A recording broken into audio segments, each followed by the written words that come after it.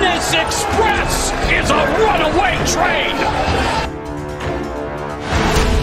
Ain't no pressure when you built for this. Man down. Round one. The truth hurts. Ladies and gentlemen, presenting the undefeated super flyweight from San Antonio, Texas, Jesse Bam Rodriguez!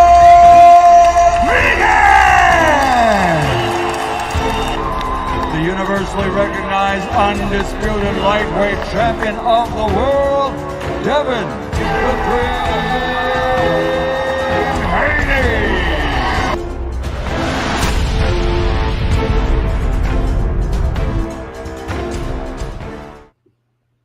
What's up, family? Appreciate everybody stopping through tonight.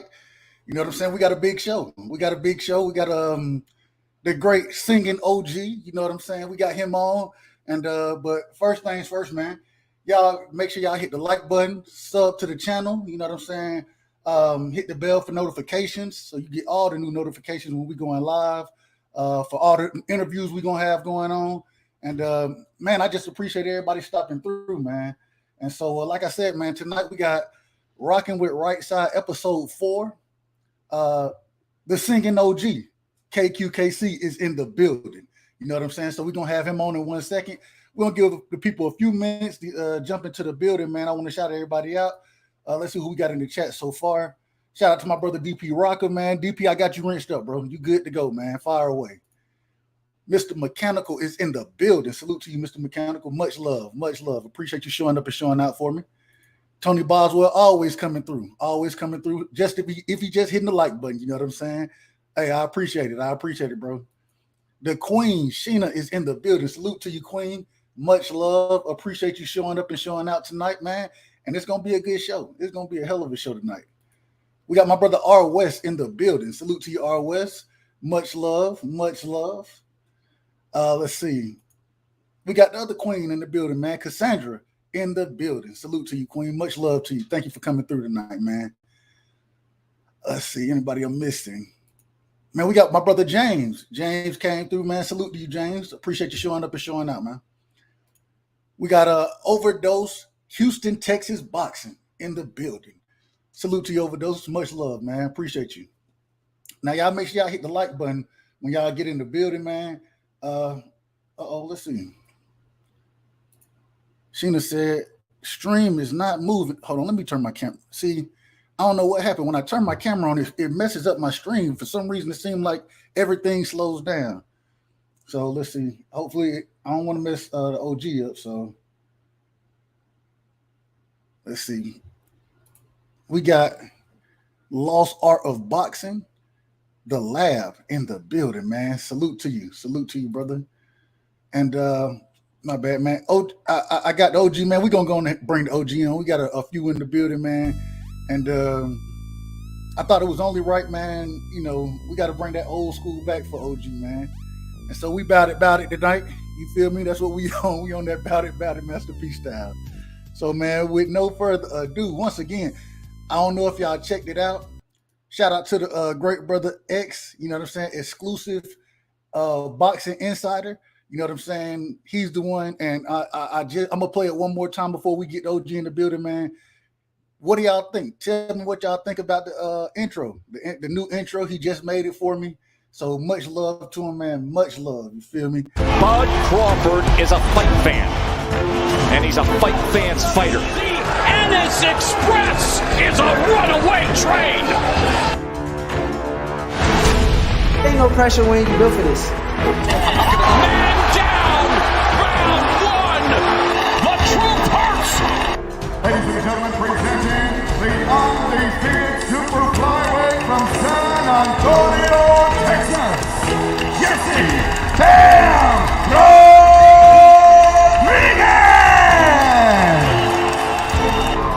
The universally recognized undisputed lightweight champion of the world, Devin the Twin Haney!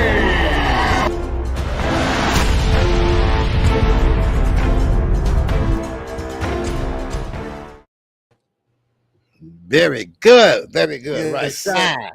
And we got the Singin OG in the building. KQKC, what's going on, brother? Appreciate you joining me tonight. What you got, man? How you feeling? I'm doing all right. You could put your camera on. She said it was her camera messing up, Okay. so you can put your camera back on. All right, Cool. I got if you want. No, you Yeah. good. And we All focusing. We're gonna do it like we're gonna switch it up like this now because the focus is about you tonight. That's what we want to get to know. We want to get to know you tonight. So, man, I know you came down with a little illness. You know what I mean? And real quick, shout out to the great brother, man, the original gentleman, broke land in the building, and my brother D Ray Promotions. You feel me? D Ray in the building, showing up and showing out as always. Also, man, we got my brother G5 coming through. G5 is in the building. Gabe, what's going on, brother? Much love to you. Much love. We also got A1 Hoop Zone. Man, shout out to you, A1. We got A1. He's scheduled for a show later. Pretty soon coming up. You know what I mean? Later in the month of September. So A1, he'll definitely be on as well, man. Hey, tomorrow we got D Ray Promotions. He's gonna be in the building tomorrow, and so we trying to get it all going, man. We trying to get it all going. And shout out to, once again, exclusive news insider, my brother X. Appreciate you, bro. Fantastic, man. Fantastic work you're doing. And if y'all don't know, very talented, very talented. If y'all don't know, man, he's doing. He's responsible for the intro, the new logo. You know what I'm saying? I got a banner on my channel now. He's responsible for all that, man. And so any type of work y'all need done for your channels, hit the brother up, man. Use them. You know what I mean? And very reasonable. And also, he's a boxer. So it's supporting his career as well. So, man. But OG, man, we're going to go ahead and jump right into it, man. I know you ain't got a lot of time tonight, but we're going to jump into it. And so first question, man. First question. Like I said, how you feeling? I know you had a cold. You were getting over. I believe you said you had COVID, right? Yes, sir. I'm COVID free now. This morning, doctor said everything's fine. Tested negative. And they did it twice, so I'm all good. Just my father having a hard time right now, but my mom doing good. So everything's going on good. I'm just going to check on her later on before I go to bed tonight, and we should be good. Yeah, they're only 15 minutes away. So yeah. Okay, right, not too far away. Yeah. Well, so with you bringing up your mom and dad, man, that's what we're gonna get started at, man. So growing up, what was it like for you growing up? I know you in Chirac, you know what I'm saying? So it's dangerous. That's what they tell me. They tell me it's dangerous there. So what was it like growing up? Both your parents in the house together, and just break it down for us. What did you experience as a child? Well, when I was coming up, Chicago, I came up from the south side of Chicago, Inglewood. Inglewood is where they lead in murders in Chicago.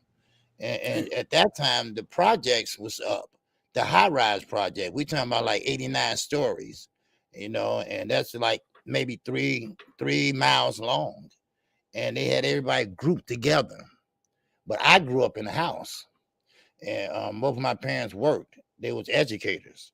So therefore, I still did what I had to do, out there in the streets, because Inglewood was still Inglewood. My block, and maybe a couple more blocks over, is where the gangster disciples and the black disciples first started. And back down in 1972, 73, that's when everything started, with the gang banging and all that. Most all your gangs originated from Chicago, except for the Crips and Bloods and the Aryan Nations. Okay, that's a gang from the prisons. So every gang, Vice Lord, every gang came from there except Crip and Blood. But when the violence started in Chicago is when that some politician had a great idea of tearing down the prime real estate, which the project set on. And that is what 15 minutes downtown Chicago, which is basically your Magnificent Mile, they call it. Oprah Winfrey, a lot of your Chicago celebrities stay there, and they wanted them people out the way. The drug dealing, the gang banging, they wanted out the way. So their bright idea was to tear them all down and put them all in the neighborhoods, all mix them up. all together. So you're gonna put someone that's a different gang into another different gang neighborhood, and that's where all the violence started. Everybody was jockeying for a position, jockeying for property that they don't even own, and that's how it all got started. And most of these guys, they killing each other, didn't care. I mean, killing became a norm now here in Chicago. 400 easy a weekend or 2 weekends. That's no big deal. And it's a shame. But sometimes people. And what makes it so bad? We're a democratic state. All right, we don't believe in a death penalty. We believe in helping each other, your disability or whatever. We're not like the Republican states, like your Texas or your Alabama or nothing like that. No, and we don't believe in guns here. We don't sell guns in the city limits. We don't sell guns at Walmart. But we imagine to be the murder capital of other countries. Ain't that something? So no guns allowed. But right. You got guns running all over the place, what you saying? All over the place, man. Everybody, you can buy a gun right down the street. Ain't that something? Hey, that's something right But there. yeah, because they buy them from gun owners. They're coming from the South, and they go to Atlanta and buy them, and they go all over and buy them and bring them back to Chicago. So, but my parents, they were great parents. They wanted everyone to do right, and my sister, she did right. I just didn't do right. I just didn't do right because what they say do, I didn't do. And then I had to pay the price later on in life for it. When I went to the penitentiary, I went 3 years, and then I kind of, we gonna get there. Okay.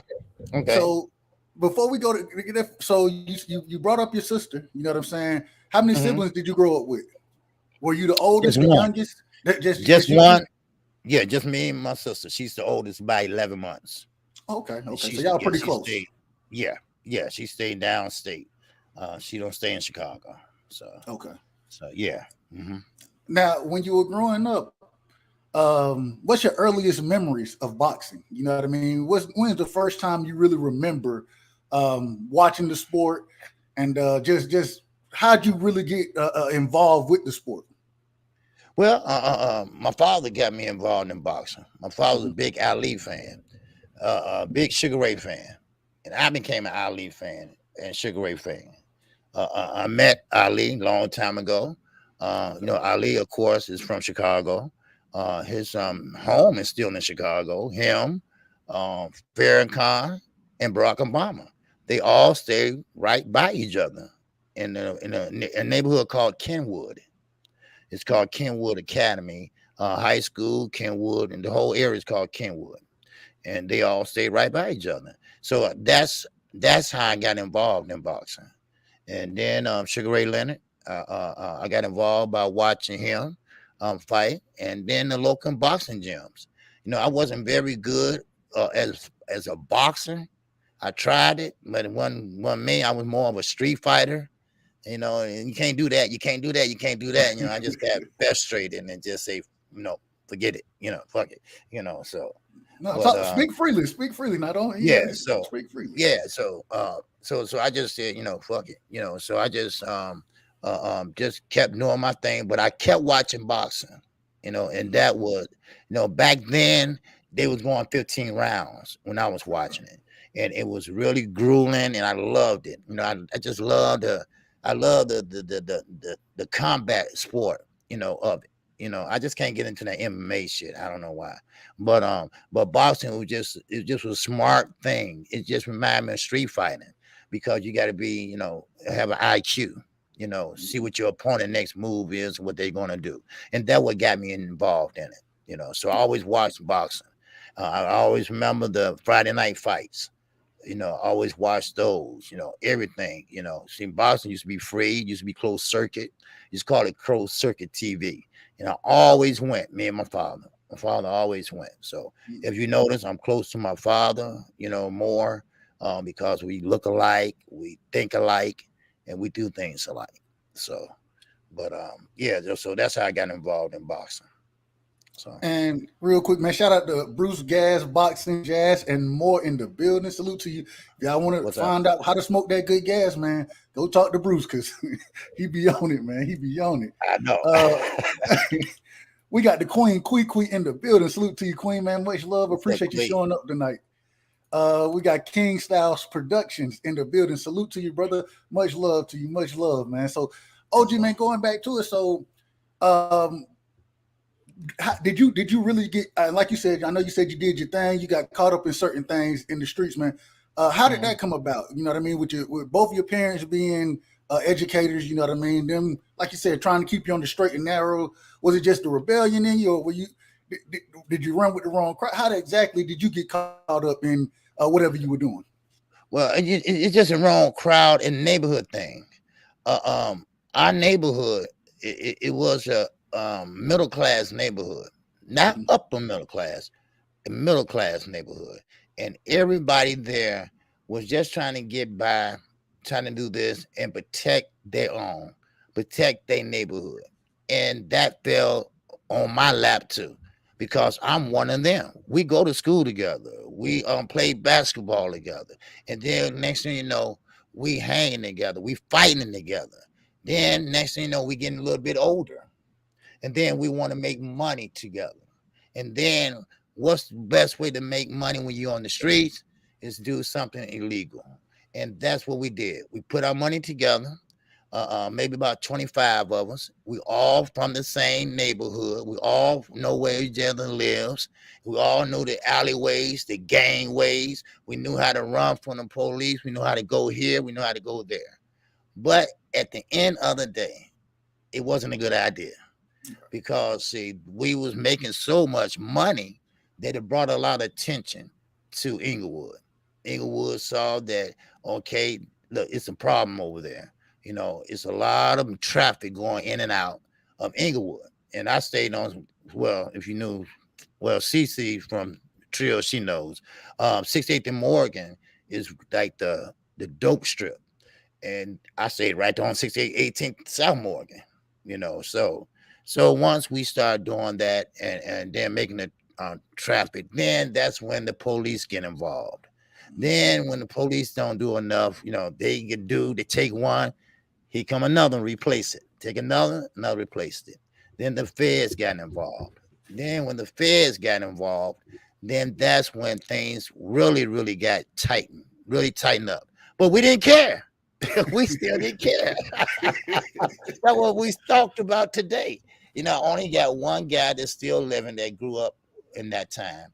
My best friend died last year after 25 years, you know, of cancer.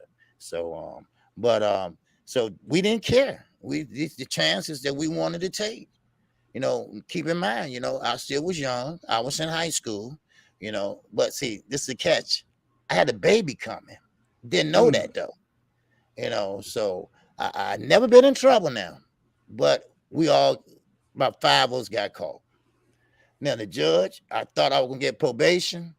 The judge said, hey, you know, Mr. Such and such, hey, look, I can't let you go home. And I said, why not? He said, you just got caught with too much shit. You know, so I'm gonna give you 3 years. I said, like 3 years in what, months? Or years? You mean years? Gonna give you 3 months, you mean? Right? Yeah, you know, so I end up doing 18 months to 20 months, and then house arrest, and I finished that. Never looked back, never did it again. You know, it just wasn't for me. And then my head got on straight, and then started raising my kids the right way. My daughter the right way at the time. So that's why when we had the wedding, that my father and me walked in down the aisle, because he would help me raise her, you know. So that's how she looked at both of us. So yeah. So after that, I didn't look back, baby. Yes, sir. I want to do that. We got a question.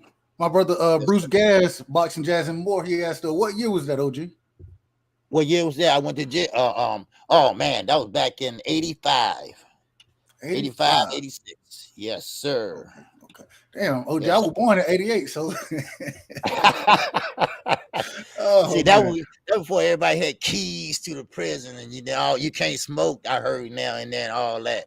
See, back then we had cells, bars you can look through. You have to put the sheets up and all that. We can smoke in there. You can get high in there. You can do all that, right?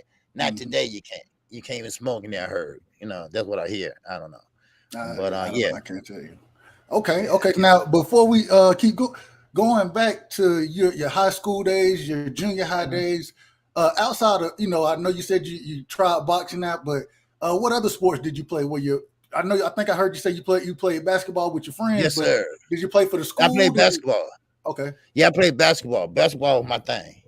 I played basketball and I played high school basketball in between doing what I did at home, and I was pretty good at it. I went to basketball camp. University of Illinois had a camp ran by the pros from Chicago. For guys that know Hoop Zone, you might know that Chicago ran the NBA back in the 80s. Isaiah Thomas, he ran the camp. Kevin Garnett. I mean, all these guys, Mark Aguirre, all these guys came from Chicago. They was in the NBA, and they ran the camp. And that's the camp I went to in the University of Illinois. That's where they had it at, down in Champaign, Illinois. And matter of fact, they still have the high school championship down there today, but that's where I went.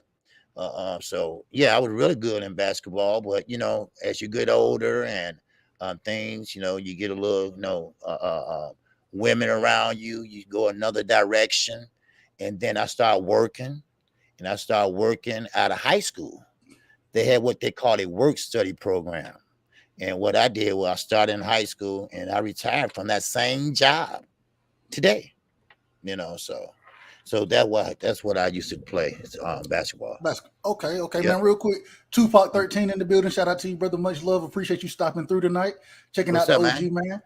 We got my brother, Mr. Lightning's World, is in the building, man. Salute to you, Mr. Lightning's World, and appreciate you stopping through. We got DJ in the building, man. Salute to you, brother. Much love to you. Much love. You know what I'm saying? Let's see. Man, R. West in the building, man. He said, how did KQKC stay out of joining the gang, being how prevalent it is in Chicago? Well, I didn't. I was in a gang. I was in a gang. It was just like it was. It's just like it is. It was. I was CC No and everything. I was in the L Rookins back then. And of course, everybody. It depends on your neighborhood. That's all. Your neighborhood. And see, Chicago is segregated. Okay, it's segregated in gangs and color. I think we the only segregated city still exists. Your South Side blacks, White Side blacks. Then you got the Southeast Side Hispanics, Southwest Side white.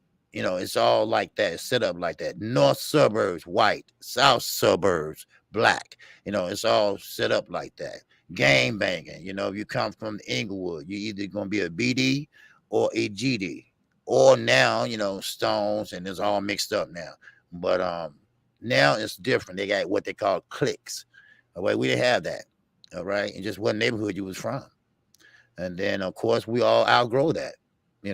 So don't believe when someone say you cannot leave a gang, blood in and blood out, all that shit. No, you can leave if you want to.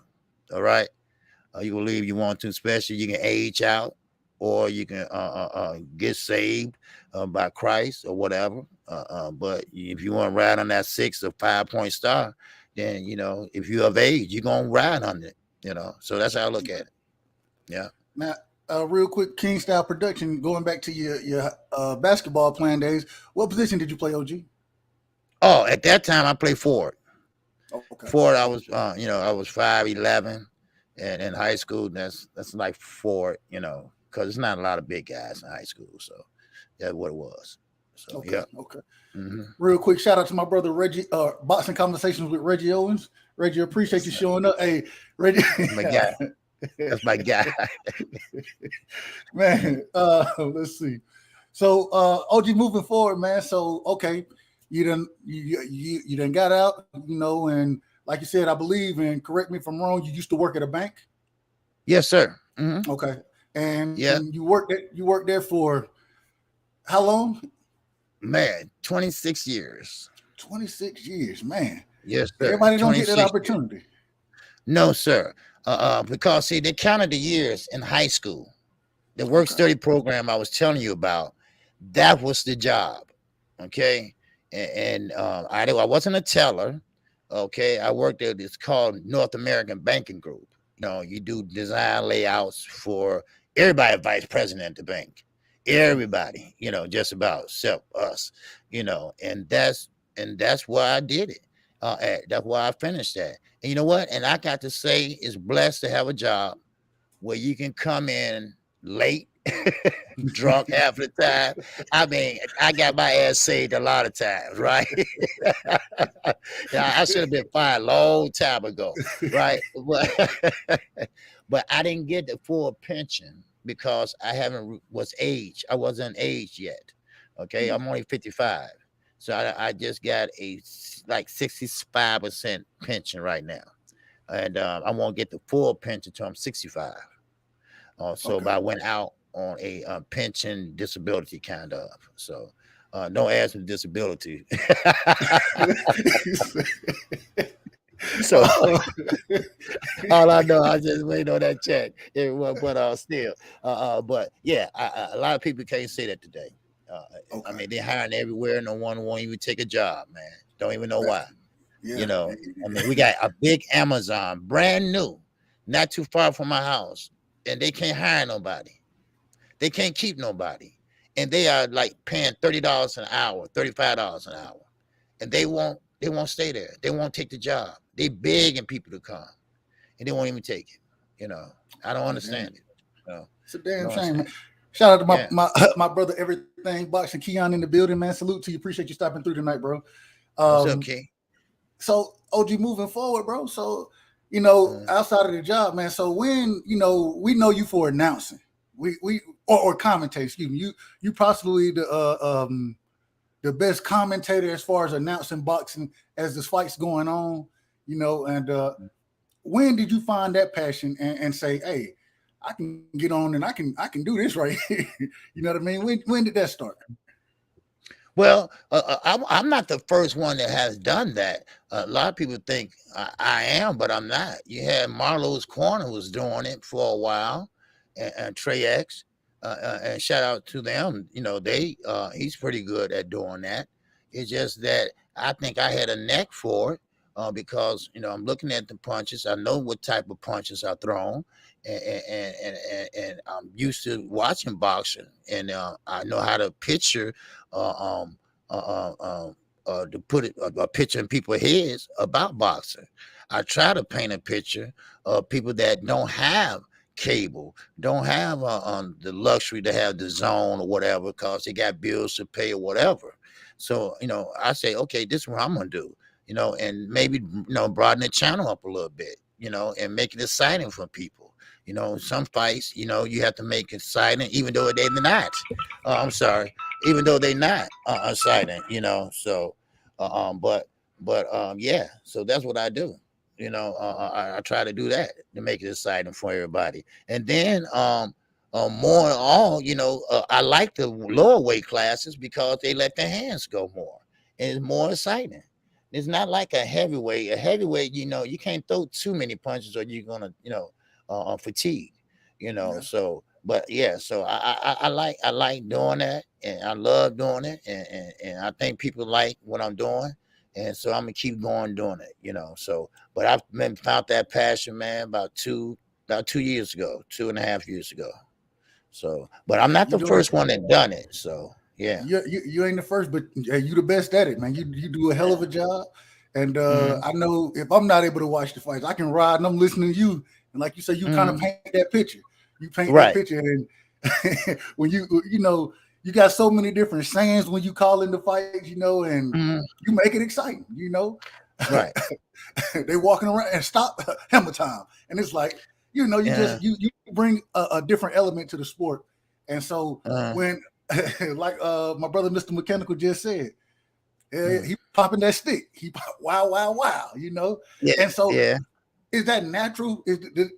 Did you ever think about those different things that you say? You know, he popped his head back like a trampoline. Oh, I meant tambourine. You know, Yeah, just the yeah, yeah. different You things know, that you come up with. Did you think about them, or did they just naturally? It just kind of happened that way. well, I take little sayings where I hear throughout the day, or little sayings I see somewhere else, and I don't have nothing to do with boxing though, but have the same meaning. You know, a bubble head. You know, his head popping back like a bubble head. You know, bubble head popping back like like that. You know, so I use different scenarios to describe what's going on, and most people know what that means. There's nothing over their head, just some basic things. That's all, and I just put it together. You know, especially it depends on who went in there and what they're doing. That's all. You know, so yeah, it comes together pretty good. You know, especially when it's a fast-paced fight. So I like it. You know, I like doing it. So, and that's why I'm on here. I think 9 hours Saturday. I don't mind. You know, I don't mind. Yeah. You put the work in. You definitely put the work in. Yeah. There, he go another one right there. Mm. Walking them down. You know what I mean? Yes, sir. Walking them down. Yes, sir. when you're using those phrases for individuals who may be new to the sport, and I know somebody like myself, man, when I'm watching the fight, but the fight's on mute. You know what I mean? I'm watching, but I'm listening to you call it. And even there, I know if it's a Showtime production, I know that you're probably gonna be a little ahead of me. Whereas if it's a zone production, I'm gonna be a little ahead of you. And so I even go pause and make sure I'm trying to sync it up so I can watch it and listen to you call it, because it just brings that extra element, and it's not a biased opinion in there. It's just straight down the middle calling the fights. You know what I mean? And so definitely, man, I appreciate it. And what you're doing, man, you're doing a hell of a job. You're doing a hell of a job with that, man. So, and as I'm saying it, just look at what the people putting in there. There are people they upstairs, downstairs, looking with a hooker. You know what I mean? And it's just so many different things that you bring, and that element, it really helps the sport, man. It really helps the sport. Real quick, shout out to my brother Carl, the Crocodile Hunter Hansen, in the building. Yes, sir. Yes, sir. From Australia. Yes, sir. Hey, straight out of Australia, always showing up and showing love, man. Always. So salute to him, man. Also, like the brother X said, wow, wow, wow. You know what I mean? Was that just all of that? That's just you. That's the personality. And so, now my next question: you the singing OG? Where did the singing part come from? Have you always sang? How did that come about? Well, you know what? It's funny because when I first started my channel, I was looking for a niche, right? Something to do something different. And for non-international boxing, of course, he was in the LWC with us, and we had a show together called OG Boxing Talk, and he had a gong that he brought home from his job, and every time someone sent him a super chat, he hit the gong, and I said, man, that's pretty neat. And I want to recognize the people that send me a super chat, so what can I do? I don't want to copy nobody. I want to be original. And so, I'm not a singer, but I just want to recognize people in the super chat. So that's what I came up with, and it kind of took off. Everybody started, liking it. They know I'm older, and then they put that together with a Singin OG. And then after that, that's where everybody called me from then on, in the LWC and everywhere else, and now it just took off, and that's and that's it, man. So I try to do it every time. So you never really sang before that? No, never. I mean, OG, you be hitting the notes too. You be hitting those notes. Shit, no, never. I mean, I'm an old school cat now. I mean, I try to sing a few songs in a few women ears, you know, when I was slow dancing and stuff like that. But I never sung no song, man. I would have never guessed. I never would have guessed it. No, I sir. automatically assumed that you always. I thought you might have been part of what do they call it, the quartets back in the day, y'all out on the corner, something like that. The way you be hitting the Oh, notes, man. So never, okay. never. Yes, Now, sir. OG, let me ask this then. So Mhm, KQKC, I've heard you say it before. You got the mhm. name of your channel from your kids, right? That's right. Hmm. Could you, if you don't mind, tell us a little about them. I know you just had a daughter who got married. You got another. I think you got 3 daughters and a son, I believe. That's Uh, right. hey, I'm Mhm. gonna let you talk about it. I'm doing. You go ahead. Talk to us about it. Okay, well, Kay was just she got married, and this is the one that I was telling you about in high school. Okay, she was born in 1985, and that's why I was saying I was going to prison then. And then she was born that December, and that's when Dad stepped in and helped till I came home. And that's why she looked at both of us as a father figure, you know, my father's father figure. All right. Right. Then I had another daughter, which is Q, which is means Laquita. All right. Queek for short, we like to call her, you know, and we got a Queek in here, if she's still here. So she's a nurse now. Okay. Her mother, my ex-wife, is a nurse. So she took and followed her mother's footsteps. And she has my 2 grandkids. Okay. Now their father was killed about 3 years ago. Mm. Her boyfriend. Her boyfriend got killed and shot in the back of the head. Um, and they found him about 3 weeks later in a field dead. She took it kind of hard, you know, and she wouldn't date. She gained weight, and she it was very hard on the kids too, you know. It was a setup, I believe. They made him get in the front, and they rolled in the back, and then they shot him in the head, and then they dumped the body outside of Chicago, right there by Indiana, the state line. So, and she took that hard, you know, because they was gonna get married and things like that, and now she's finally coming out of it. She has a new boyfriend now. She love her job, and she just is, you know, she put that behind her now. And then I have another daughter, Kay. She's from a different wife. She's from my second wife. The 2 oldest is from my first wife. My 2 youngest from my second wife. Okay, her name is Camira. Okay, now she's at the University of Indiana. She will be graduating in January, 6 months early. So she's smart and very smart, you know. And she never got a B in high school, all straight A's. But sometimes she lacked the common sense. She lacked the common sense, you know. She book smart, but lacking a little bit on the Exactly. comment. The street. She Right. ain't always street smart.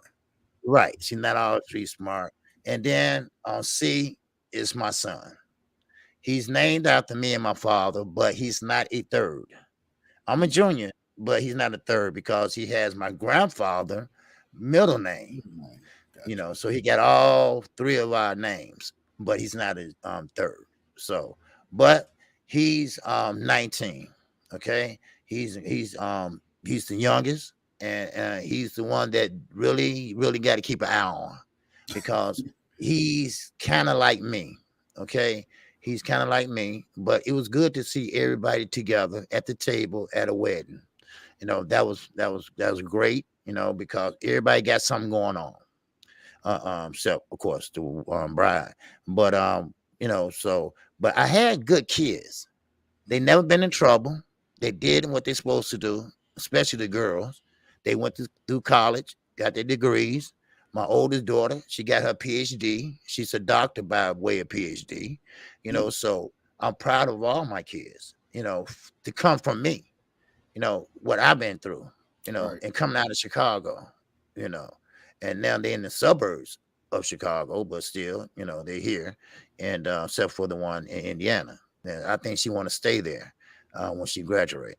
So which is okay with me because it's only an hour away, So but still my son, I don't know what I'm gonna do with him, he in love.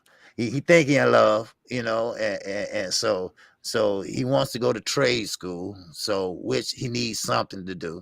And so that's what I'm trying to do now. Me and his mother trying to work and get him into trade school, So, but basically, they all good kids. Thank God, my son haven't been in jail or arrested. He hasn't joined no gang. He's not selling no drugs, So, so it's a blessing that they was able to get out of the what I grew up in, and that's a blessing, And Man, it couldn't have happened if you didn't. Go ahead. No, I mean it's just a blessing that I was able to be around to raise them. I have friends that have been shot. I have friends that's paralyzed now, and I lost one of my best friends, which is my daughter godfather, last year. After 20-some years of friendship, his daughter went to kindergarten with my daughter. That's how close we were, and they still were friends to today. She was in her wedding. That's how long they've been friends, and that's a long time, So I mean, what 30s? They've been friends for like 30-some years, So man, yeah. So Hey, for them to be as successful as they are, it just shows the type of parent you are. You know what I mean? Yeah, Man, what the type of dad, father that you are, and what you're putting forth, and the way you were able to make sure that they were in a much better situation than you kind of started off in. And so, hey, that's all credit to you. That's all credit to you. You know what I mean? So, hey, great job, OG. Keep up the great work, man. And I was glad not to have them out there, and shout out to the Nation of Islam. They played a big part of this. I grew up Baptist. My mother, father, Baptist. But the Nation of Islam, which is the Mosque Moran, which is the headquarters of the Nation of Islam here in Chicago, where the Honorable Louis Farrakhan is the minister, and they teach, they teach us things like that, there, and that helped me to be a better father to my kids, So, and I thank them for that. Now, OG, how were you when you started, dealing with the Nation of Islam? And then after this, we got to get to boxing. I know you only got a few more minutes with me, but we got to get to some boxing after this. No, I don't mind. I got a little more time with you, man, because like I said, they're only 15 minutes away. I joined the Nations in Islam about 3 years ago. But seriously, about maybe a little less than 2 years. Seriously, took a part in it.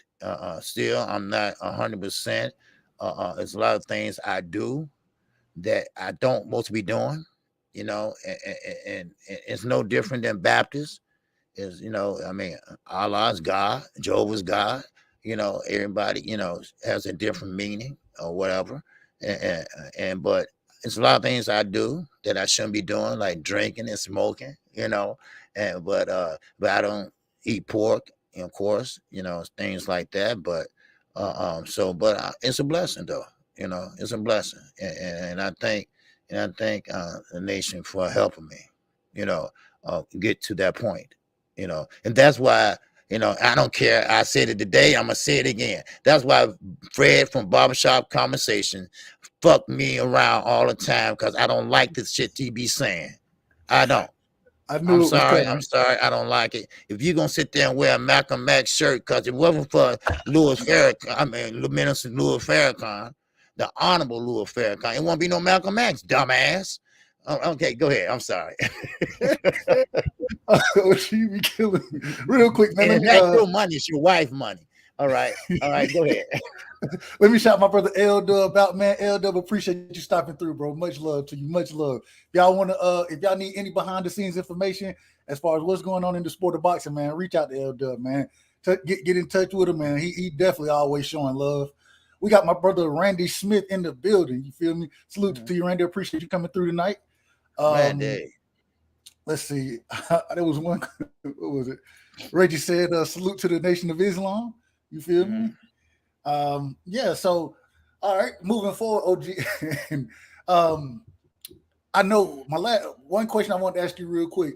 I heard you say before, man, you want to be a referee. You wouldn't mind getting in the ring refereeing, So Yes, sir. how is that going? Is there a pathway there for you?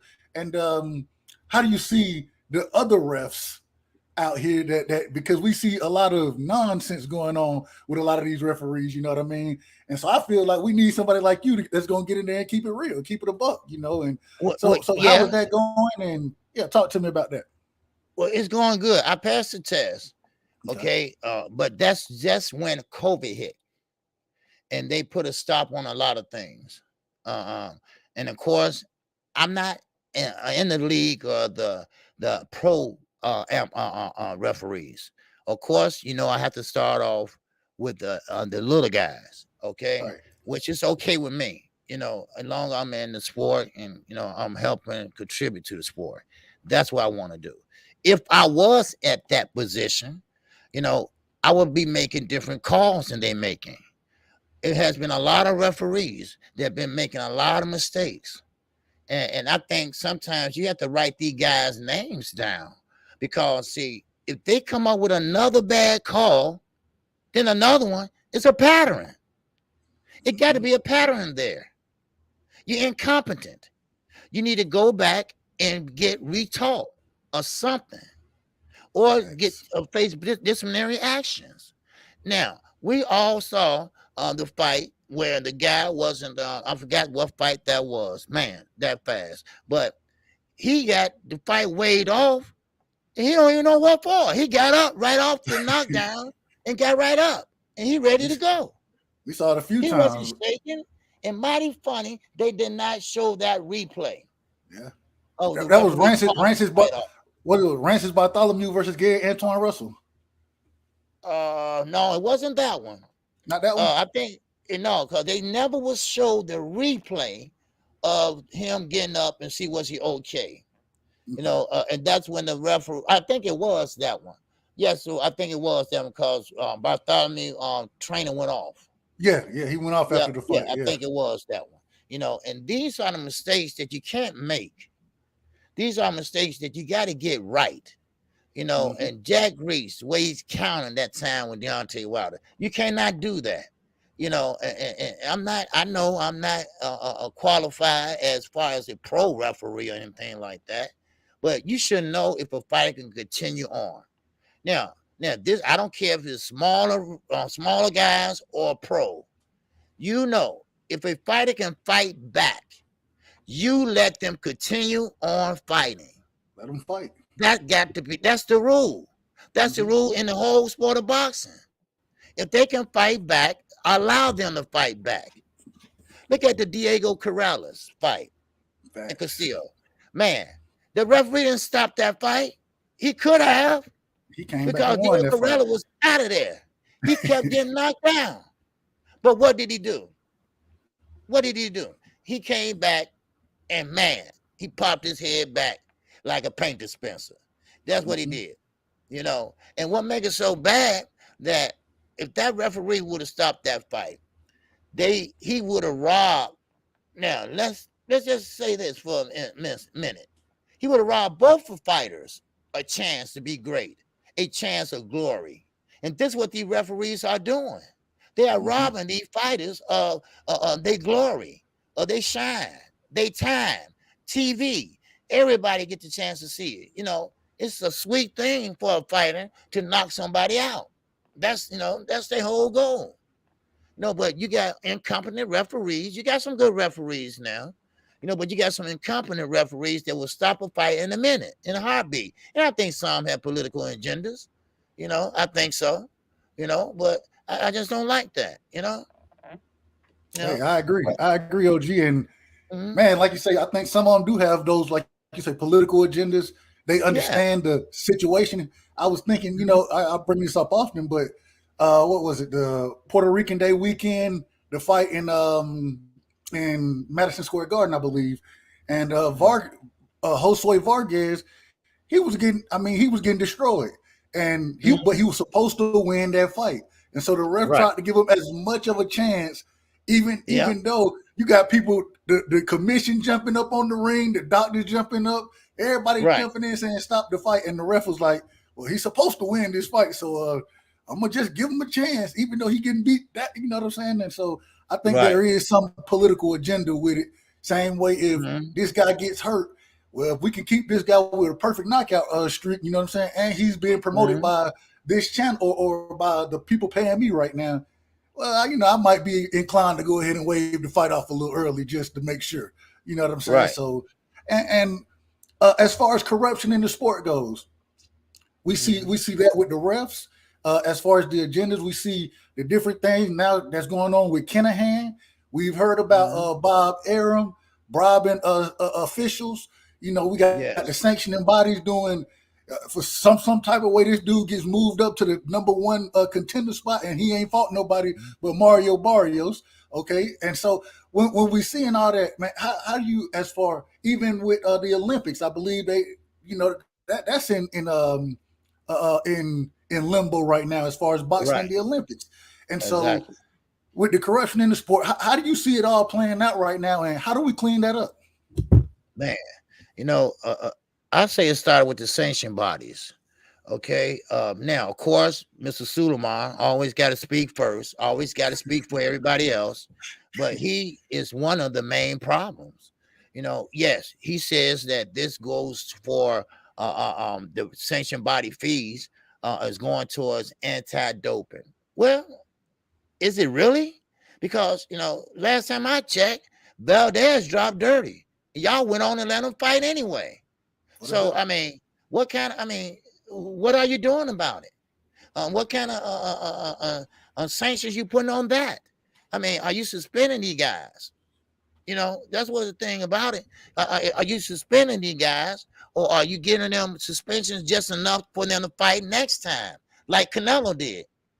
They suspend him just long enough for him to work in a training camp and go out and fight, you know. And that's the thing about it. Now, Anthony Joshua, he had a crazy, crazy weekend. And then, of course, Eddie Hearn comes out, and I'm going to speak about this tomorrow. Eddie Hearn comes out and say, well, he's fed up with the sanctioned bodies. Okay, why? Because he paid all that money. See, he paid all that money to be a champion. And he felt that he got let down. Well, okay, see, Anthony Joshua saying, well, I'm paying all this money. I should have won. Well, see, that ain't what it's for. At least that's what they say. Now, what I hear is what, 3 to 4% of your purse. That's what you pay if you're a champion. You know, why? No, you don't need that. No, we give you 1%. How about that? Why you got to pay to be a champion? And now this is discouraging people like Javante Davis from getting the belts. Want belts. A belt don't matter. Ryan Garcia, crazy as another month, crazy as hell, right? But still, he's saying now, well, belts don't matter. That's because you can't win one. That's why. But still, he's using that excuse. The next thing you know, so on and so on and so on and so on. You know, and that's a problem. Because belts represents champion. And represent a long way back before it became the 4-belt era. You know, when they had 2 belts. When they had the WBC, which is the oldest belt, or one of the oldest belts, you know, with the WBA, you know, and you know, that means something. That meant something. But today, all it means today is corruption. All it means today is position. That's all it does. That's all it means. Floyd Mayweather never, ever went undisputed. And it's a reason for that. Now, he might have a whole lot of WBC belts, but he wasn't undisputed after all the wins, you know. So there's a reason for that, you know. So we need to revamp this whole system. Start from scratch. That's what we need to do. Every sanctioned body should be looked at inside by an independent committee. Go inside and look and see what's going on. Open them damn books. Let's see what's happening. Let's see what's going on with these rankings. Why this guy get to jump the line and this guy works so hard to get up there. That's the thing. That's the point. You know, and that's what boxing needs to start from. Now, the WA is supposed to be cleaning up their belt situation. All they did was make a big mess out of it. That's all it is. You know, especially that Miguel Fox, I still got bad taste in my mouth about that. You know, so, but still in all, you know, I mean, I think a champion, if they earn it, they should win and should fight for the belt, the titles. They trying to make it so difficult. They trying to make it so hard and so analytic, you know, that people don't even understand how he can be an eliminator or how this is a title eliminator. They make a title eliminator right before the fight. Oh, this is going to be a title eliminator. What? I thought it was just a regular 10-round fight. You know, So, that's what happens there. some type of way that, and I thought that was Al Heyman trying to put AB in position to be a champion again. When the fight was originally announced, they did call it title eliminated. And I'm like, man, Figueroa and AB, neither one of them ain't fought in the division. And so how is this? How is this a title eliminator? You know what I mean? Right. It's, you know, I agree. We got to start questioning. Like you said, an independent body needs to go in and investigate. How did this become a title eliminator? Please break it down to me and tell me how y'all picked this fight to be positioning themselves for a belt. You know, it's an interesting question. Very interesting question. Exactly. OG, let me ask you this now. Favorite fighters, right? Right now, well, in history, who's your favorite fighter that's retired, no longer fighting? You can have as many as you want. And then current today, I know who they are, but I want you to talk about it. Currently today, who are your favorite fighters? Okay, well, you know, I like Chocolito, Roman Gonzalez, baby. Yes, sir. All right. Yes, sir. I like him. He's a great fighter. I know he's in a smaller weight class, but he can bang. He can bang, and he's getting older now, but he's not slowing down. And so he had a good, great fights with Martinez and the other guy that dropped out the fight, but he's a great fighter. I like him. And of course, I think Deontay Wilder. I like him. I think he has heart. I think it's hard. He's not very fundamentally sound. I get that. But that last fight he was in with Tyson Fury, he showed a lot of heart. And that's what's missing in boxing, heart. Some guys, if it don't make sense, it don't make dollar shit, right? But if you got heart, you go in there and you fight. You know, you fight for your reputation. You fight for all the marbles. You fight for whatever. You know, you got to have heart. So I like Deontay Wilder. Now, I will say this. This is one of my favorite fighters. A lot of people are surprised, but Tito Trinidad. He was one of my favorite fighters. That's retired now, but I like Tito Trinidad. I like his height. I like his jab. Okay, he has a great jab, great height, great size body to be a boxer, and he throws a great straight jab. You know, so and also who reminds me of Tito Trinidad is Xander Azayas. You know, I like this kid. I like him a lot. You know, I'm very high on this kid, you know, and him and Neretti. I think both of these guys are great fighters, you know, and I think they're going to be going a long ways. You know, I know some people like Gervonta Davis, things like that, but I like guys that want to win. I like guys that want the best. That's what I want. That's what I like, you know, and that's who Tito Trinidad was. And that's what Xander Zayas is, you know. He's young, and I know these guys are young, but now they are starting to be a better fighter each and every time they step in the ring, you know. And that's who I like. And Devin Haney, I think I know he's not a big puncher. I know he's not a big puncher, you know. But I think he thinks win. That's his mind. That's his mindset. That win at any cost. If I had to take a shitty contract to be champion, then I would do that. Shakur Stevenson did the same thing. If I had to take a shitty contract to beat you, I will do that. Those are guys with that winning mentality. You'll find a way to win. You'll find a way to win. You don't have to be the biggest puncher on the block. You just have to have the great ring IQ. You can be feather fisted all day long. I guarantee you, if you got a ring IQ, you can beat them. You can beat them. Everybody's beatable if you allow them to beat you. So that's what I like. That's what I like, and I appreciate it. Okay. So, real quick, man. We got the queen in the building, girl behind the mic. Appreciate you stopping through tonight. Excuse me, tonight, queen. Much love. All right, OG, I got a few more boxing questions for you, and if you don't mind, Sure. I want to open it up to the. I'm gonna drop the link, and for people to come on, if they want to ask questions or whatever to you. But it's gonna be still single questions, nothing too much, and then we'll get you out of here. All right. Okay. And so, okay, cool. So on some up and coming fights, man, kind of who you got, how you see the fights playing out. Are you excited about them? First things first, Triple G versus Canelo Alvarez. Are you excited for that fight, OG? Are you excited for that fight, and how you see that fight playing out? I was excited for it. I wasn't excited for it. Let me back up. I wasn't excited for it. I said, man, listen, we've been there before. We've been there again, and Triple G's just not going to beat Canelo. It's just not going to happen. But something's about this fight. Something about that loss to Bivol. I want to see it. Why?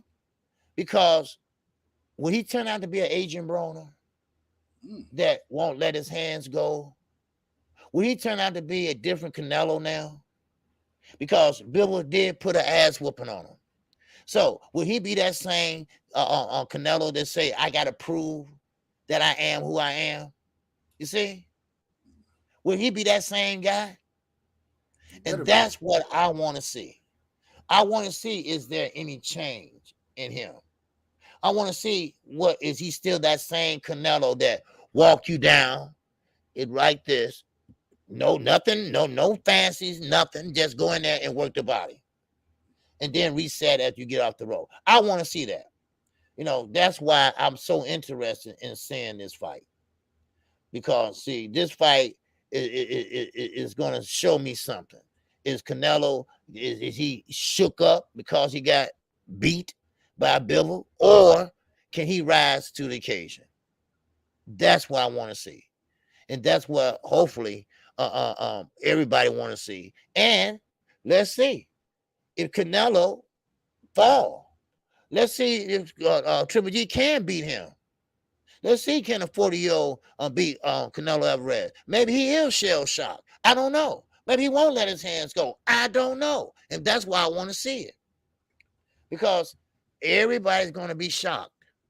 Everybody's going to be shocked. Even the world will be shocked if Triple G get in there and get him another beat down. That would be 2 losses in a row on Canelo Alvarez's record.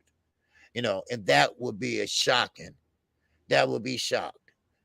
So I mean that is very, very, very dicey right now, and I want to see it. Now I know what I see in the press conference. I see the mean mugging and this and that. We all are good actors before the fight, but then once we get in there, because we can sell a fight, don't worry about that. But once you get in there, can you let your hands go like you used to do? That's what I want to see.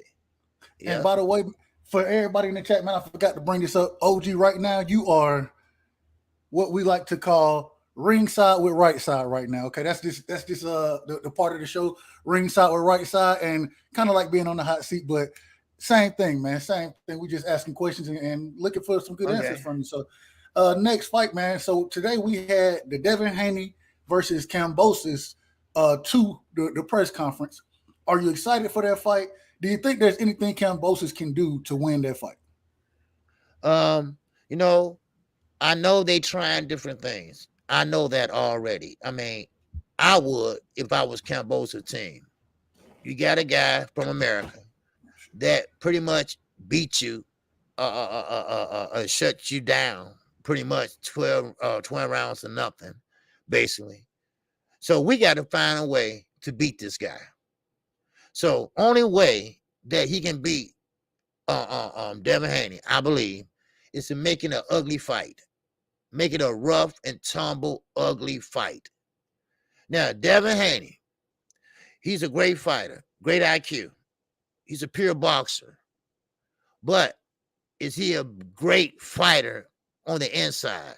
Can he handle a rough and tumble, walk you down, stalk you, always on you type of fight? That's what we have to see. And that's the best way Kambosos can beat him. Get on him, get up on him.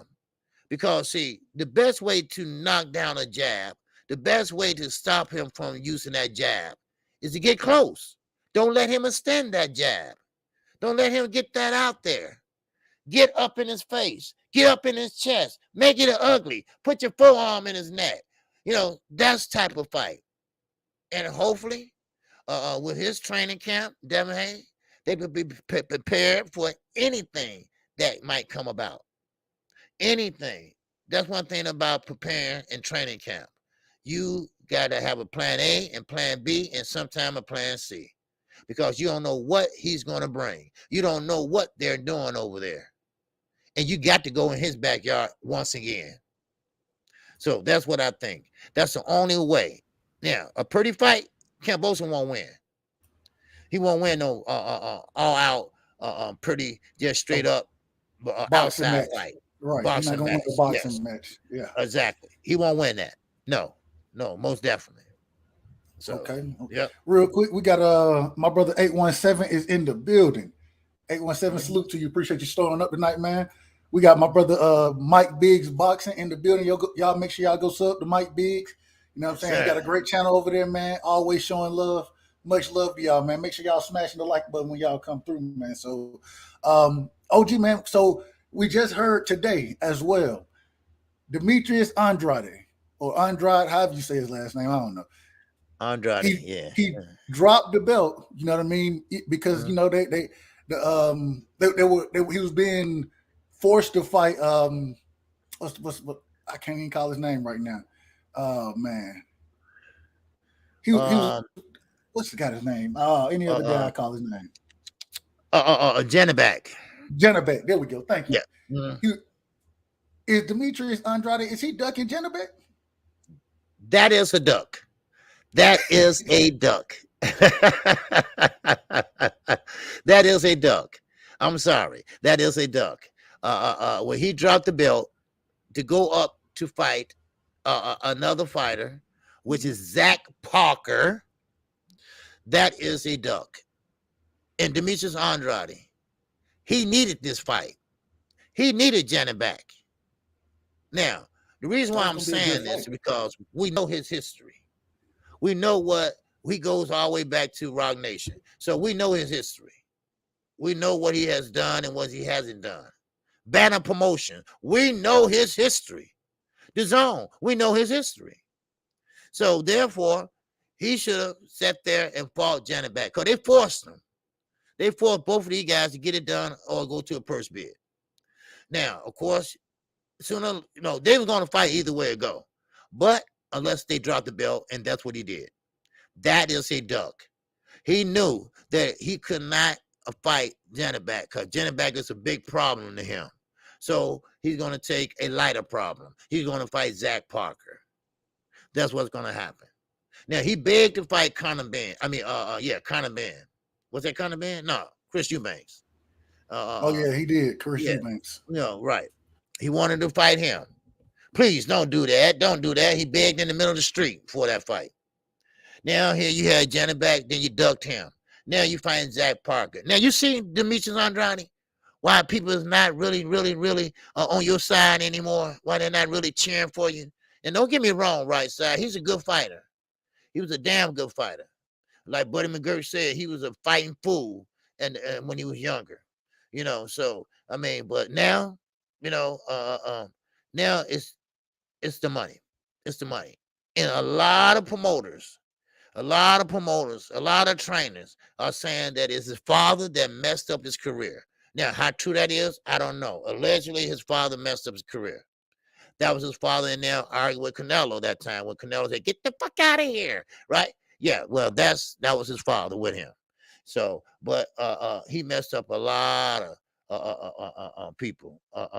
So, but I mean, it is what it is. So. Real quick, my brother L Dub in the building. He said that Mm-hmm. did Juan Estrada duck Joshua Franco because he gave his WBC belt up to Franco. Go ahead.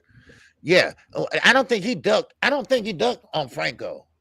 I think that was a strategic move for Estrada. Franco, he's a good fighter. I like him. He's a good fighter. But Estrada, I don't know too much about what that case was. But Estrada, I don't think he ducked anybody. I think it was because Estrada, he can fight. I just think it was a bad, a strategic move for him. That's what I believe. So I think I'm on the opposite, but it's you. Like that's for you to answer. I'm mean, opposite. what I think you it was a duck. I think You it think was it's a a duck. duck too? He gave that belt up because he didn't want to fight Joshua Franco, bro. Franco, and that's Bam brother, and Right. Franco can fight, and it's not he don't it like they like to call it. It's high risk, low reward. You know what I mean? Because if he beats Franco, he doesn't get too much credit for it, but it's a dangerous fight. You know what I mean? I think him and Andrade, I think they're in very similar positions, and so I'm calling it a duck, but that's just my opinion. You think so? Now I got two more for you, and then we're gonna open it up to see if anybody want to jump on that anything. Both of these are fantasy fights, or not fantasy fights, but the Charlos, man. What happens with the Charlos? We know Mel, at least he's doing his thing, you know what I'm saying? Undisputed. He has a fight coming up against Tim Zoo in, I believe, January. Maul, not sure what's going on with Maul, man. What's going on with Maul? Who do you see Maul Charlo fight next? Oh man, I've been really riding Maul, and I've been calling Ronnie. He was he was out of town, of course, and he hasn't made it back yet. But I'm gonna be talking to Ronnie this week and find out what's going on. And Ronnie got Schofield now. Ronnie got Morrell. And got a nice so stable over there. Nice stable. yeah, and he's very tight on the schedule. And I'm gonna have to do a premiere or something because he can't interview at my time schedule. So for everybody, so that's what I'm gonna have to do. But Maul, I'm sorry, but he's gonna have to do something, man. I mean, because he needs to go and fight, and this is where champions are separated from duckers. This is where you have to step out on faith of your skills. This is when you have to step out and say, you know what? Me and David Benavidez gonna fight. Just go out and do your best. And I really believe that he can give David Benavidez a good fight. David Benavidez is not very mobile. He's not that type of fighter that's gonna fight you on the outside. Now Jamal still very athletic. He still can work that jab. He still can use that lateral movement to beat the David Benavidez. What he's gonna have to do is stay off the ropes, because that's David Benavidez bread and butter, right, against the ropes. That's what he's gonna have to do. Stay off the ropes, and David Benavidez will still be chasing him and walking him down around the ring, and he's gonna get frustrated, and Maul gonna keep frustrating him, and then Maul can get off. Now, of course, you can't be punching one at a time. You got to use punching combinations, because one is not going to be enough. So that's what he's going to have to do. There's nothing there at 164 right now. He needs to go to 168. Got to go up. He got to go up. Got to go up. I agree. Hey, look, Janabek is right there for him now. Go fight Janabek then if you want to stay down there. Yeah. Janabek is still there, but I mean, but everybody want to see him and Benavidez. Benavidez, he's giving up now, but I still think, this is the time. I still think they can fight. I still think everybody want to see it. That's what I believe. Stop chasing Canelo Alvarez. He's not going to fight you. Yeah, I mean, it's not going to happen. At least it's not going to happen right now. No way soon. And this the problem, OG man. David Benavidez, he got a fight coming up in December already. You know what I mean? So, man, it's going to be interesting. I want to see what Maul does. I would be remiss with asking this. If I don't really have too much on it, but I see the chat. They jumping about it. What did you think about what his wife came out and said about him? Did you hear what she said? No, what she say? When she say this? Oh man, I don't. She came out basically said that he ain't gonna fight no more. That that the house gonna be repossessed, and she said a whole bunch of stuff, foreclosed on, all type of stuff, man. So when was this? This was pretty recent, man. I think this was within the last week. This was within the last week. Okay, I probably was sick. I didn't want to see nothing. Yeah, I ain't mad at you. What? And real quick, man, shout out to my brother Dun Dada. I appreciate you coming through tonight, Dun Dada. Much love to you, brother. Okay. Much love. And so, but yeah, she went off, man. If you get a chance, go check that clip out. It's it was hot. She made it hot for him. You know what I mean? But well, you know, go ahead. They never been on. They've been having some issues in the last 6-7 months. Him and his wife, and Maul and Jamel, especially Jamel, can't stand her. He can't stand her, Jamel. Can't stand her, you know, and she knows that. But Jamal doesn't really defend her as his wife. He defend his brother before he defend his wife. And that's an issue, and I think she thinks that's an issue too. And she, you know, hey, he will be fighting again, I'm quite sure, you know. But if he don't get in that ring pretty soon, and fights a qualified opponent, I don't want to see no Montiel shit. I don't want to see none of that no more. Sulecki, I want to fight Sulecki again, man. Or he gonna? Man, I don't want to see that, you know. And you know, we want to see him fight like he can fight. Now Jamal can fight. He can fight. Now maybe he's older now, and maybe ring rust is probably going to set in a little bit, so he might need a tune up. Maybe, I don't know. I'm not worried about Jamel. Jamel, he wants to be great. Now he got to face the mandatories like Tim Tszyu, you know. So, but and I think he'd beat Tim Tszyu, no problem at all. You know, no problem at all. But Jamal, I don't know what to say about him. You know, Ronnie, he got a whole stable of great fighters now. Jamal need to step up and do something, or he gonna find himself out in the cold. Because you got to want it. You got to want it. And a trainer is not going to train you if you don't want it. Yeah. If you're not going to do the work. You got to put the work in. And you got to fight the best. We don't want to see you fight and say, oh, well, you know, no. We get much respect for fighting the best and lose than fighting a bum and win. Right. That's the best thing, you know, he can do for himself. You know, we will respect him. You know, if he get in there and fight David Benavidez and come up short, okay, fine. But at least you got in there and you fought him.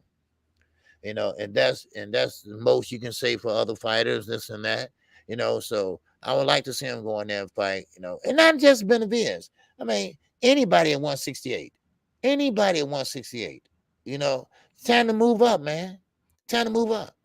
You know, and I like the Charlos. I really do. You know, and just that now that Jamal has made a mockery out of the Charlo name, you know, it's funny. It's funny to me, you know. So, but yeah. And just the last question, and this is I saw 817. I saw you in the back. My bad, bro. Jump back on because I know you gonna love this one too. Last question of the night from me, OG, and then we got D Ray. He jumped up here, and I think I saw 817 in the back once again, but. Last question of the night from me. Bud versus Spence. Woo. Does that fight happen this year? Does it happen this year, OG? Man, you know what? It's so funny, man. I when I had COVID, COVID's like a flu, right? It's like you got the flu and stuff, and I sweating, you know, and I could have sworn, right? They made an announcement, right? And it's funny, right? I was dreaming though, right? I was dreaming, right? And I was like, wait a minute. Wait a minute. Then I woke up. I said, wait a minute. God damn it. I was dreaming, right? I said, ain't made no damn announcement, right? Then when I found out they didn't, right? I'm going and looking at it on my phone and I'm looking at the computer. I'm saying, oh, they ain't making no announcement. I would have been all over, right? And I'm like, man, please. But with that fight, it's a fight that need to happen. It's a fight that I hear nothing right now. And this is why I'm optimistic about it. This is why I'm thinking that I think announcements coming. Because from both camps, everybody are quiet. Nobody is saying anything. Nobody asking nobody questions. As you know, the media, the big media, they're not asking no questions about this fight. Is his ship have sailed, or maybe something is up and horizon? I don't know. It might be, because right now I think that we will get this fight before this year's out. I mean, it wouldn't be nothing beautiful but to see this fight go and come to fruition.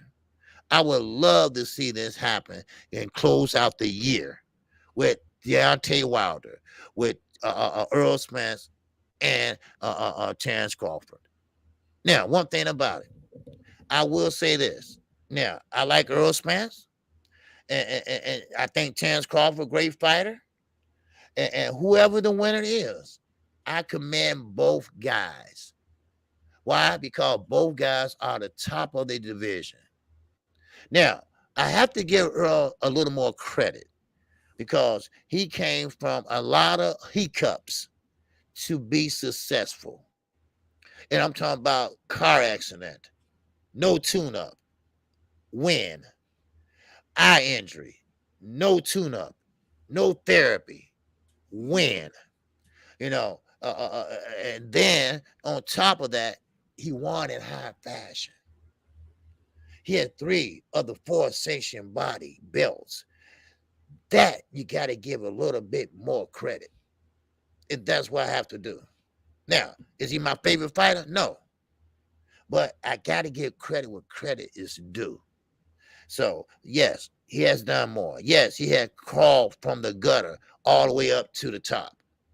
He has went from the basement all the way up to the penthouse. He had to fight his way up. And that's what he did. And Keith Thurman didn't do him no damn favors. So, Keith, you can set that soft shit up, okay? I don't care you the mandatory or not. You are not fighting Earl Spence. He don't like your ass. So you might as well get used to it, okay? Yes, you are a gatekeeper. You will always be a gatekeeper because you can't get the lie out your mouth, all right? You can't get the lies out your mouth. So that's all I have on that one, man. But yes, I would love to see that fight, and I think that fight will happen. I'm very optimistic that this fight will happen this year. Keep in mind, y'all, I said that. Right. Well, OG, I appreciate you, man. We got D-Ray in the building, man. We got exclusive in the building. You know what I mean? Let these brothers get their questions off to you, and then we're going to wrap the show with you, man. So, okay. D-Ray is in the building. Salute to you, D-Ray. Much love, my brother. How you feeling? I'm excellent, man. Hey, great interview, Rightside. Great interview, man. You know what I mean? Hey, everybody, y'all show up tomorrow because we got D-Ray live tomorrow. You know what I mean? So y'all show up. He gonna be kicking this thing at the same time tomorrow. So all right. Yeah, but not KQKC style though. Shout out to you. Hey, man, and I just think, man, that it's awesome, bro, that you're able to give the brother flowers right now. You know what I'm saying? Where he can sit up and appreciate it, while he going and taking care of his family, man. So I salute him. I just wanted to come up here, man, and say thank you, bro. Rightside, I appreciate you. Panel, chat fam, blessings. Thank you. All right. Appreciate it, D-Ray. Appreciate it, my brother. Much love to you. Exclusive, my brother. Appreciate the work you're doing. You know what I'm saying? And okay, there we go. Appreciate the work you're doing, man. You're doing a hell of a job. What you got for us tonight, bro? Well, absolutely, bro. I just think it was great that you contributing to making this live to give OG his flowers, because I think he well deserving of it. He worked real hard, and He showed me a lot of love. You know what I'm saying? Help me with my channel, things like that. And I think we need more of this to get to know the people in the YTBC and the different opinions and the different personalities to make it a better unity, if you get what I'm saying, you know? And I think that this is a unique way of displaying that. I appreciate that. And like I said, I got to get you on the show as well, man. And for anybody that's listening, it's not just for content creators. It's for the chat family. You know what I mean? It's for anybody who want to get up here, who we talk to on a regular basis, so we can get to know each other much more in depth and outside of just talking boxing as in the chat with each other. You know what I mean? So, hey, appreciate that. Appreciate that. Yes, sir. Great brother, great young brother, man, and I don't mind supporting that brother. He's a boxer, and he's great. You got to check out one of his films, and he's a great boxer, and he's very smart as far as with the video and editing and things like that. As knockout boxing, you know, he had done a lot of good work for me. Definitely, I can contest to that. You know, and of course, knockout boxing also. You know, so yes, sir. Me as well, OG. Me as well. Like I said, the logo, the new logo I have is him. The banner I have Rockin With Rightside, an intro for that. I have an intro for my cookout session. So, man, X, appreciate the work you're doing, man. It's needed, and hey, any way we can help you, man, definitely want to support you. Absolutely, I appreciate that, brothers. Appreciate that. No problem. All right. Hey, we got my brother R West is in the building, man. R West, what you got for the Singin OG, man? Salute, right side. Salute, OG. Hey, what's going on, R West? What's happening, man? What's going on? Right side, I want to thank you for shining a light on the Singin OG. Man, we needed this, giving him his flowers. He's great, fantastic for the sport of boxing. Man, I'm happy I came across his channel. And man, I definitely appreciate it. I just got one quick question. I didn't hear if you went past it or not, but the chances of now with, you know, coming on the heels of the weekend, a Joshua Wilder fight still happening. And does he think it should? And if is it still a big fight? Yeah, I think it's still a big fight. And if Deontay Wilder can get that fight, or Eddie Hearn can make that fight, him and Al, you know, man, or him and Shelley, I think, that would be a big fight. That's a fight that never happened. It doesn't matter about the belts. Just let's see it. Let's see two big guys that had two big names in the heavyweight division that people are still arguing back and forth who will be who. Let's see it. Let's see it happen. Both guys are not old. Both guys are still in their prime. So let's see it happen. And I think it can happen. And I think now Anthony Joshua is more open to it now than before. Because remember, before, he had all the belts. He was the man. And Deontay Wilder was knocking out everybody that stood in front of him. And Anthony Joshua and Eddie Hearn, they want to spoil that gravy train. So it never happened. But now, both guys don't have nothing to lose. They don't have nothing to gain. So let's make it happen. And I think it can happen. And I think people want to see it. So, yeah. That's how I agree. I want to see the fight. And like you said, it don't have to be for the belts. Man, right. I just want to see. At one point in time, these were the two top individuals in the division. You know what I mean? That's right. And even now, with the loss of Dave Taken, it's not like they lost to some scrubs. You know what I mean? They've lost a really good fighter. So, I want to see them in the ring together. Same way I want to see Usyk fight AJ or Usyk fight Fury. I want to see AJ and Wilder fight. I think, and I actually think outside of the belts, I think the AJ Wilder fight, I think it'll be a bigger fight. You know what I mean? That's just my opinion. But at the end of the day, man, I just want to see him fight. That's it. Yep. Yeah. That'd be a good fight. Wes, I think everybody want to see that too. Yeah. Hey, Wes. Oh, go ahead. Yeah. I think we all know what will happen too. I'm not assuming that. I'm just saying. I think I know what will happen in that fight too. So I ain't gonna say it though. Right. That depends on what Wilder got left in the tank. Fury might have took some stuff out of him. We'll see. Yeah. Look, he still Well, got that see, right hand. That's what he still got that right hand. And right. he gonna land it. That's just my opinion. That's my opinion. He got a You know, left too. see, that's the thing about it. You know, I didn't want him to come back. That was my personal opinion. You know, I didn't, because I think that last fight took a lot out of him, especially if you focus on the equilibrium. You know, it's off a little bit. You know, you can tell his equilibrium is off a little bit, and that's an issue.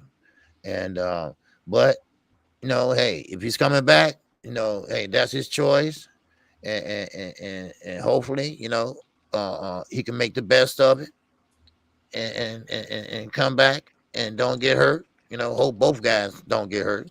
You know, and I think that'd be a good fight. I think that'd be good for boxing. That'd be good for the heavyweight division. You know, because you know the heavyweight division has been really dormant lately. You know, a fight here, a fight there. You know, nothing too exciting. You know, Chisora. You know, older guy. You know, so yeah. You know, that'd be a nice fresh air of heavyweight fighting. So that's what I like to see. Absolutely, absolutely, man. Exclusive. If you don't mind, if you got another question for the OG, go ahead and let it ride. If not, give your last words. Let everybody know how to find you, where they can get your content at, and everything you got going on, bro. That's pretty much it. You know what I'm saying? Much love and respect to the OG. Alhamdulillah. You know, all praise be to Allah. You know, he made this possible tonight. You know what I'm saying? And I think I think it's real good that we had this opportunity to get to know the Singin OG. You know, because we usually see him just working real hard. You know what I'm saying? And you know, we all proud of you, OG. And you know, thank you for all the content. Thank you for everything. You know what I'm saying? Now, as far as where you can find me at Exclusive News Insider on Instagram. That's the name of my channel. I'm also on Facebook at Exclusive News Insider. You know what I'm saying? That's pretty much it. All right, man. Appreciate you for stopping through tonight, man. Much love to you. Appreciate Absolutely, you, bro. And ROS, man, get your final words, man. Let everybody know anything you got want to plug, anything you got going on, anything you want to talk about. What you got for us, bro? Man, another great interview, another ringside with Rightside, rocking out with Rightside, my brother, KQKC. I see you tomorrow, 11 a.m. Central Standard Time, KQKC Boxing Network, and you can find me in a boxing chat near you. So, I appreciate you always showing love, man. Appreciate you coming through tonight, man. I appreciate y'all, fellas. Have a good evening. All right, you too, bro. OG. Hey man, I think I had a great time with you. Appreciate you coming on, man. And I know it was kind of last minute, but hey, I definitely want to get you on again later on. I'm always putting the schedule together, so I definitely hit you up. And any chance I get, I'm gonna save you a spot. You feel me? I'm always saving you a spot. And so, man, give your last words. Where the people can find you, anything you got going on, and then we'll close the show. Well, okay. Well, I appreciate you. I appreciate you, Rightside, for even thinking about me, thinking about interviewing me and everything. Yeah, and it's always good to be you. And now that you started a channel, you know, and you know, you don't have to be a part of the LDBC. You have to be a part of any group or organization. Be you. Be you. You know, and that's what I try to do. Be me. You know, I don't follow a narrative. I don't follow nobody's narrative. I follow my own. You know, and one thing about it, say what you believe. All right. And believe in what you say. You know, and always be honest with your subscribers. You know, and try to be you. Let them know who you are. You know, be yourself. A lot of content creators come on with fake facades or this or that. No, just be yourself. You know, just be yourself, and then you'll see that it goes over a little better. It goes over a little smoother. Then you feel more comfortable. You know, and that what happened with me. I was trying to be I was kind of uptight when I first started. Then actually, as I went on, and I said, you know what? I'm gonna be my own self. I'm just gonna be KQKC, you know, and that's who I am. You know, I'm not gonna treat baby no more than what I am and no less than what I am. I'm gonna be just what you see is what you get. That's all. I'm not gonna pretend to know this. I'm not gonna pretend to know that. I'm gonna say, hey man, I don't know nothing about that too much, or something like that, or whatever. There's nothing wrong with that. But keep doing what you're doing, brother. All right. Keep your ideas going.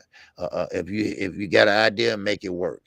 If you got an idea, if it don't work, oh well, we tried. Let's try something else. But always give it a shot, man. We tried to do OG boxing. It was for 40 and over content creators.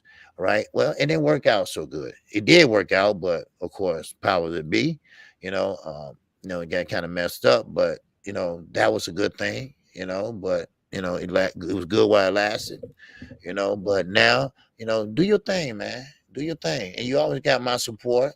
And I'm quite sure you got a lot of other people's support also, so keep up the good work, man. All right. And you watch your channel grow and grow and grow. All right. And I thank you.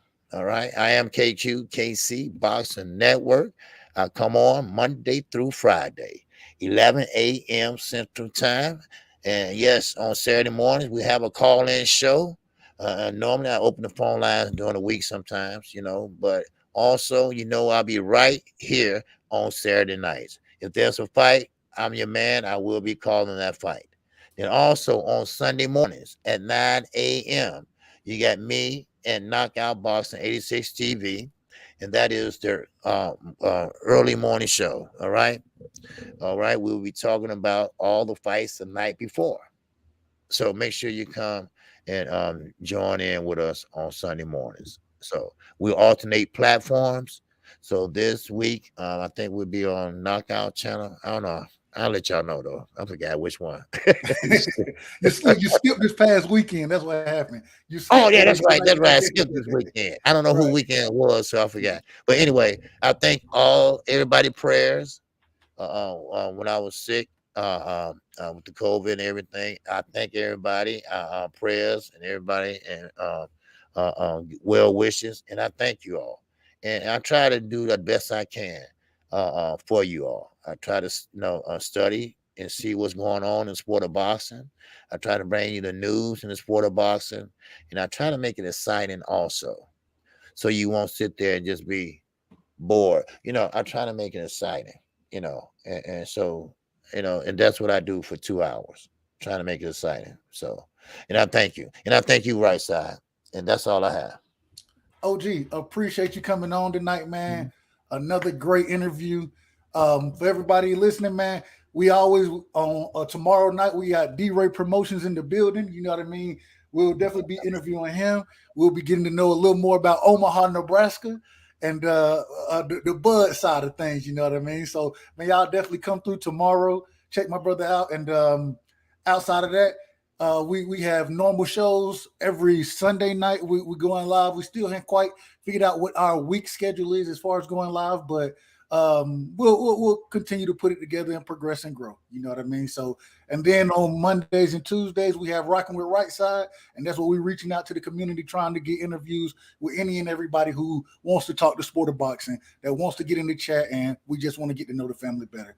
So, man, appreciate everybody showing up tonight. You know what? And because I'm so excited about this, about what my brother X did for me, it's gonna be my intro and my outro for the show. That's what it's gonna be right now. And so outside of that, KQ, thank you so very much, man. I will definitely be with you, rocking in the chat tomorrow with you, and yes, keep up the great work, brother. Keep up the great work. And yes, with that, man, we out. Bud Crawford is a fight fan, and he's a fight fan's fighter. The Ennis Express is a runaway train.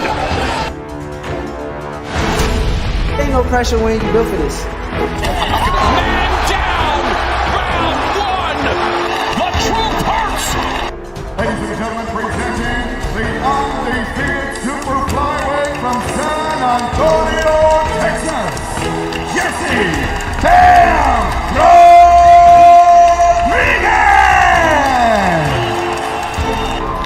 The universally recognized undisputed lightweight champion of the world, Devin the Dream